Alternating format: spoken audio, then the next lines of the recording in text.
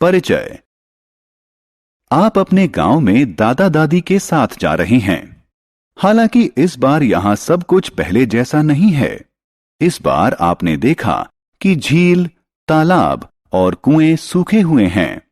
भूमि झुलसी हुई है और इसमें दरारें हैं।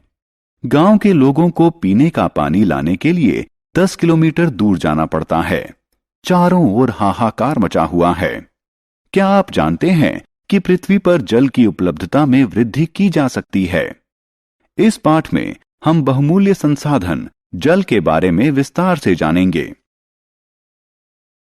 उद्देश्य। इस पाठ के अंत में आप निम्न करने में सक्षम हो जाएंगे। पृथ्वी पर जल उपलब्धता के बारे में कुछ तथ्य जानना, जल की विभिन्न अवस्थाओं को सूचीबद्ध करना, भूमिगत जल के महत्व को समझना, भौमिक जल स्तर को परिभाषित करना, भौमिक जल स्तर के अवक्षय के कारकों को सूचीबद्ध करना। पृथ्वी पर जल की उपलब्धता। पृथ्वी को नीला ग्रह कहा जाता है। क्या आप कारण का अनुमान लगा सकते हैं?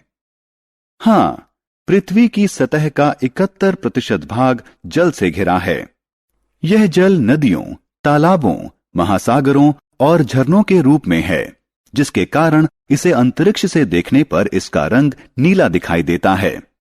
हालांकि पृथ्वी पर उपलब्ध जल का 97% जल खारा है, इसलिए यह ना तो घरेलू उपयोग के योग्य है और ना ही कृषि और औद्योगिक इस्तेमाल के लायक है।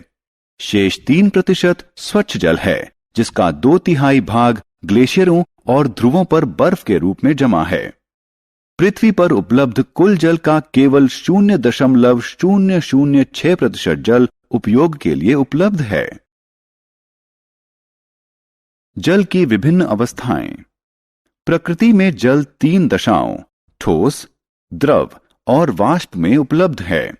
ठोस अवस्था में जल को बर्फ या हिम के रूप में जाना जाता है।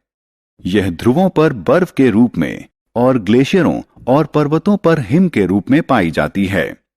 जल को गैसीय अवस्था में जल वाष्प या भाप के रूप में जाना जाता है, लेकिन जल की सर्वाधिक सामान्य अवस्था द्रव अवस्था है। इस अवस्था में इसे जल के रूप में जाना जाता है।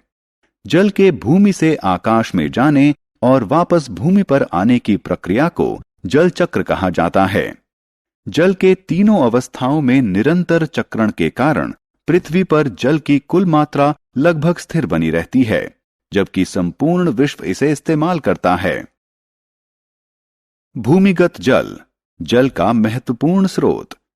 अधिकांश वर्षा जल बहकर नदियों में जाता है और अंततः समुद्र जाकर मिल जाता है। इसमें से कुछ जल मृदा द्वारा अवशोषित कर लिया जाता है। यह जल भूमिगत जल कहलाता है। हालांकि यह दिखता नहीं है, लेकिन यह लगभग सभी स्थानों पर है। भूमि के नीचे, आपके घर, नगरों, खेतों व रेगिस्तानों के नीचे, सभी स्थानों पर। भूमिगत जल पृथ्वी पर स्वच्छ जल का महत्वपूर्ण स्रोत है। यह अनेक झीलों और कुओं के लिए भी महत्वपूर्ण स्रोत है। हम में से अधिकांश लोग भूमिगत जल को प्रतिदिन पीते हैं। ऐसा इसलिए है क्योंकि जो हमारे उपयोग के लिए हैंडपंप और ट्यूबवेल से प्राप्त होता है, वह भूमिगत जल है।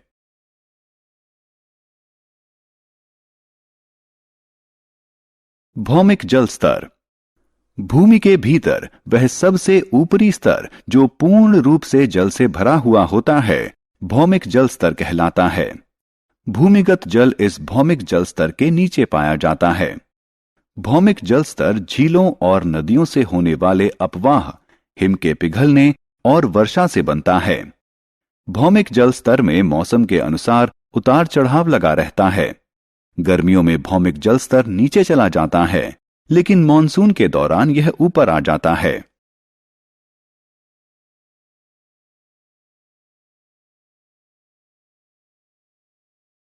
भौमिक जल स्तर। आपने अपने गांव में भारी वर्षा भी अवश्य देखी होगी। छोटे छोटे गड्ढों में हुआ जलभराव भी देखा होगा। कुछ घंटों के बाद गड्ढों में भरा हुआ पानी विलुप्त हो जाता है। यह सारा जल कहां विलुप्त हो गया? इस जल का रिसाव भूमि के भीतर हो गया। भूमि के भीतर जल के रिसाव को अंतःस्पंदन कहा जाता है। इस प्रक्रिया के द्वारा भूमिगत जल का स्तर फिर से ऊपर आ जाता है। भौमिक जल स्तर के नीचे कठोर शैल की परतों के मध्य भारी मात्रा में भरे हुए भूमिगत जल को जलवाही कहा जाता है। जहां भौमिक जल स्तर भूमि की सतह के निकट होता है, वहां जलवाही जल को कुएं खोदकर बाहर निकाला जाता है। भौमिक जल स्तर का अवक्षय। भूमि के भीतर से निकाले गए भूमिगत जल के कारण रिक्त हुआ स्थान वर्षा जल के रिसाव से फिर से भर जाता है।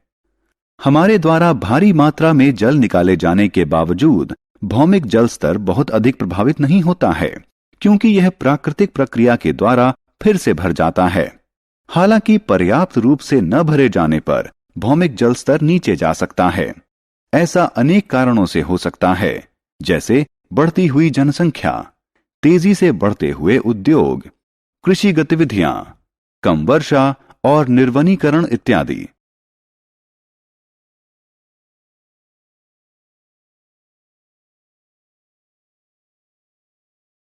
सारांश। आइए हमने जो कुछ सीखा है उसे संक्षेप में दोहराएं। पृथ्वी का 71% भाग जल से घिरा हुआ है। पृथ्वी पर उपलब्ध कुल जल का केवल 0.006% जल ही उपयोग हेतु उपलब्ध है।